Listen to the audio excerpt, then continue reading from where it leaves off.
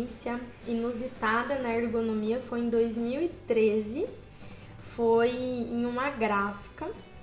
Eu já fazia vários trabalhos lá, ginástica laboral, ergonomia blitz postural, quick massage, auditoria de equipamentos imobiliários, auditoria de ergonomia, várias atividades assim variadas do nosso ramo.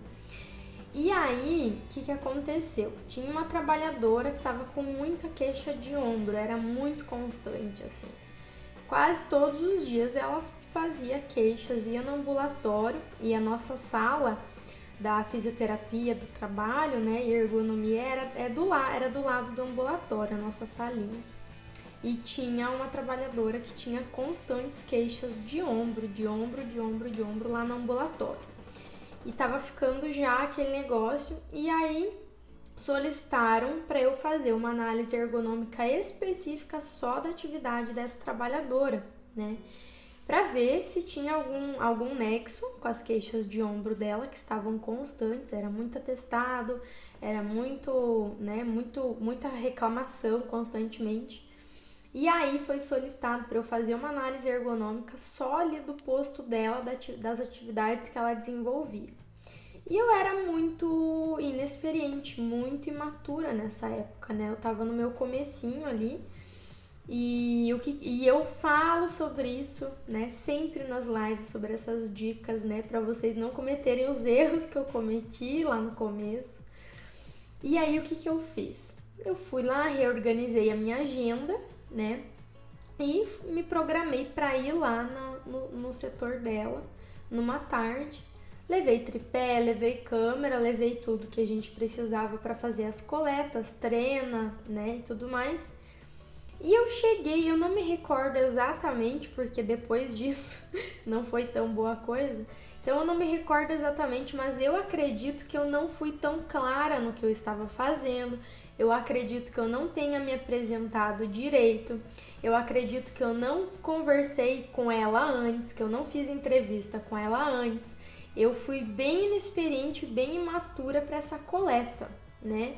E aí, gente, eu venho falando há alguns dias já sobre facilitadores, erros que eu cometia, e um desses facilitadores e dos erros que eu cometia, que era ir coletar sem conversar com o trabalhador antes, não fazer entrevista antes e não se apresentar de uma forma clara para os trabalhadores, para eles realmente entenderem o que você está fazendo lá naquele momento.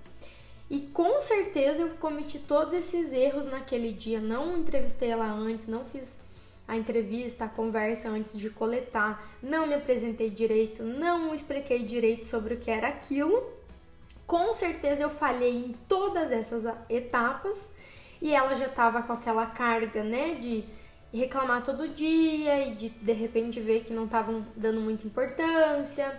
Então ela já estava estressada, já estava irritada e eu chego lá com os meus equipamentos, não converso direito, mal me apresento e já começo a filmar. Menino, essa mulher ficou marara comigo. Eu lembro que ela era bem grande assim, ela era da CIPA, da empresa, ela tinha a camiseta da CIPA, tudo, da brigada também. Ela era uma mulher muito grande, muito forte. Ela ficou muito brava comigo. Ela começou a me questionar 1 milhão de coisas, na razão, obviamente, porque eu não fiz direito. Pulei todas essas etapas essenciais antes de fazer uma coleta, principalmente numa situação dessa, que tem queixas, né, que tem reclamações.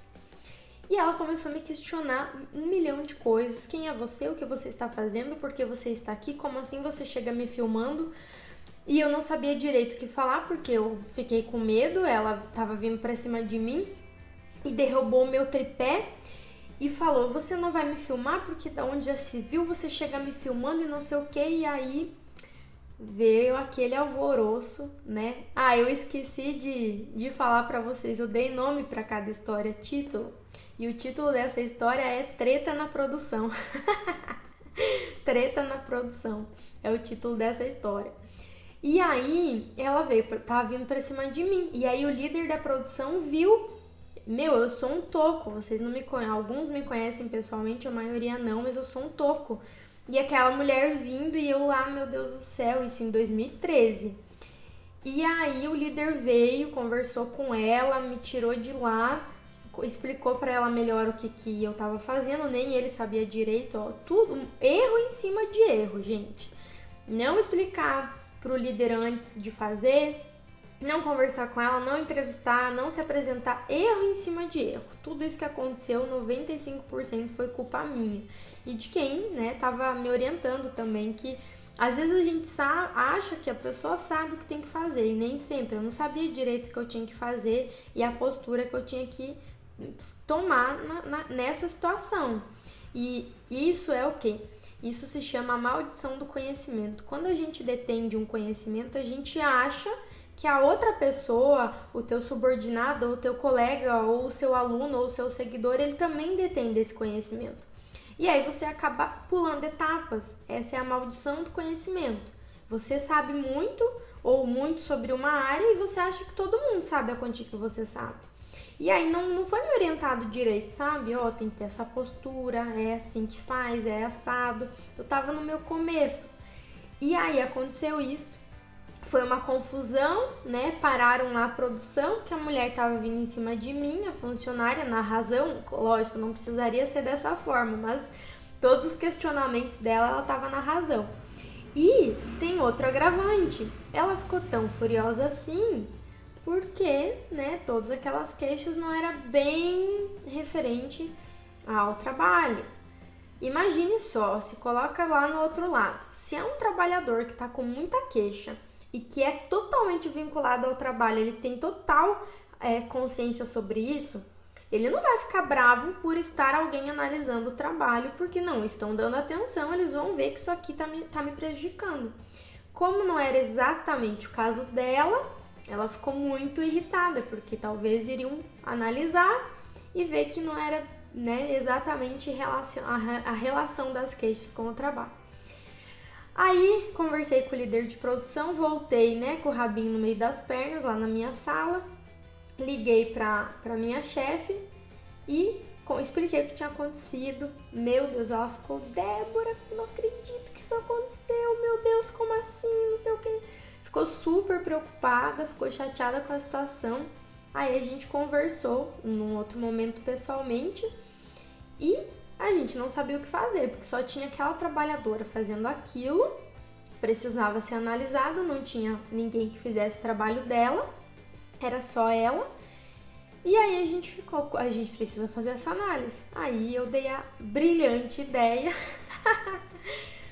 falei, que tal a gente fazer o seguinte? Eu olhei lá e na linha de produção tem uma câmera de segurança e tá bem virada pro posto de trabalho dela.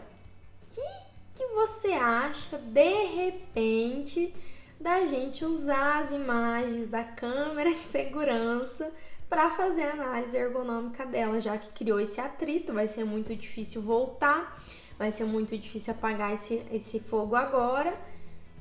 Assim, joguei, né, 99% de levar um não, e ela topou. Boa ideia! Isso pronto, tá resolvido. Meu Deus, não acredito que ela topou essa loucura.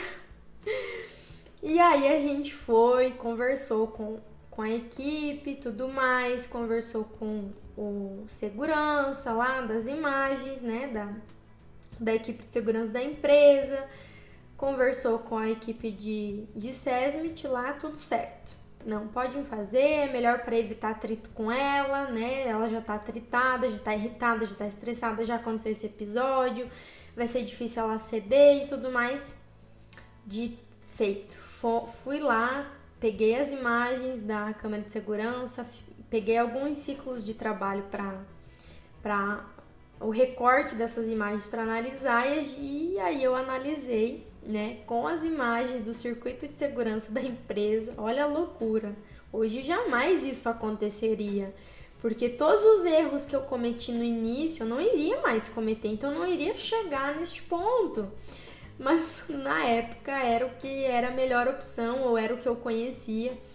E aí eu fiz análise e assim, não tinha nada de ombro na análise dela. Inclusive poderia até ter alguma queixa de coluna que seria relacionado, mas de ombro não tinha. Era um índice muito, muito baixo, assim.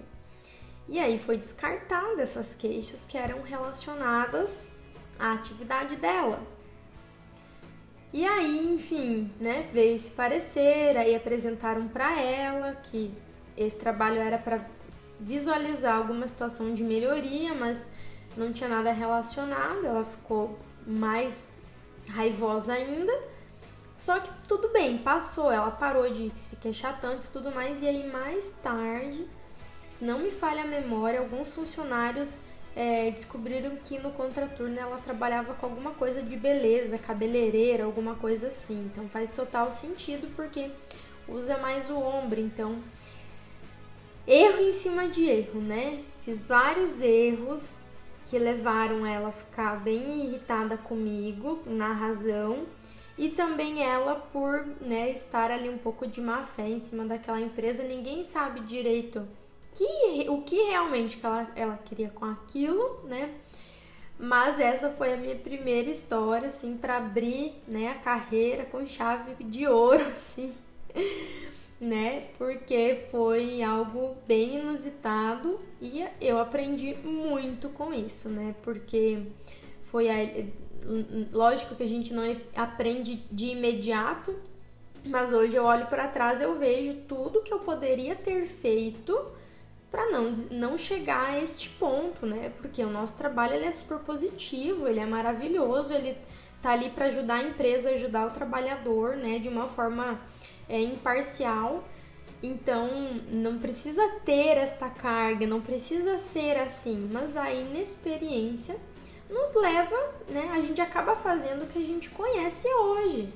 Por isso que eu tô aqui todos os dias, né? Contribuindo com o que eu posso, até com o que eu não posso, para ajudar vocês em toda essa jornada, né? Porque, assim, eu não tinha muitas pessoas para conversar sobre isso, para perguntar, para me espelhar, não tinha, né? Então, hoje eu procuro trazer, né, tudo que eu consigo para vocês.